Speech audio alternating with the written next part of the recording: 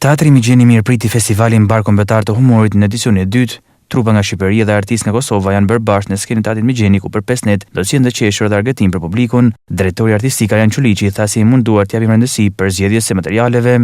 Po jemi munduar që kësaj herë të japim rëndësi për zgjedhjes së materialeve dhe për zgjedhjes së interpretëve.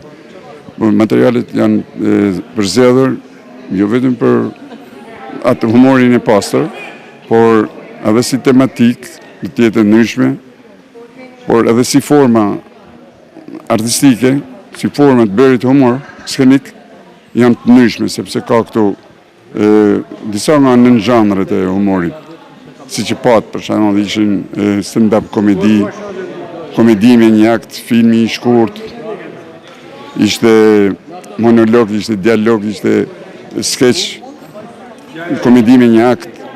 Pra, ka shumë larmi zhanresh. Është viti i dytë që kthehet kjo traditë, edhe më shumë se sa Shkodrës më duket nuk i takon kërkuj në Shqipëni.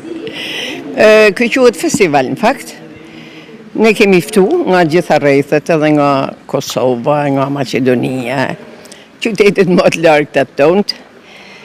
Do të jenë për natë. Ne jemi për natë në shfaqje. Shkodra. Ato janë të ftuar, sigurisht 1, 2, 3 mund të jenë një shfaqje. Unë mendoj që nuk më takon ndoshta me lëvdu në shfaqjen, duhet të jetë me fol për ne. Po mendoj se shkoj mirë, shkoj bukur.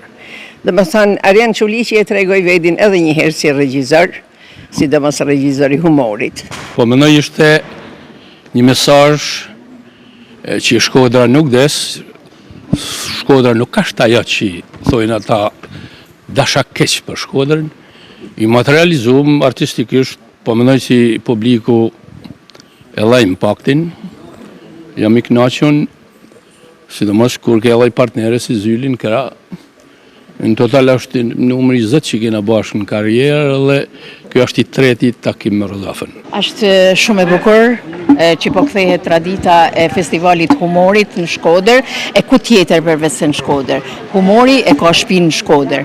Edhe interesimi i jashtëzakonshëm i spektatorëve shkodran, sa vetëm me 2 ditë publicitet janë shit biletat edhe për ditën e fundit. Kaq të interesuar janë sepse njerëzit kanë nevojë me qesh, edhe ne i servirim materiale të bukura, thamon, përderisa i priten shumë mirë, pa banalitete, materiale që prestojnë edhe japin kënaqësitë e spektatorit.